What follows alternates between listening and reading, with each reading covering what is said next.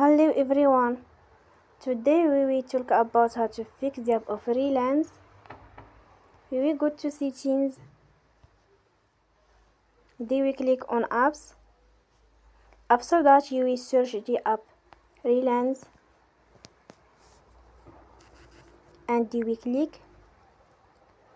Then you will on force stop. After that you will go to storage. Then we click on clear cache.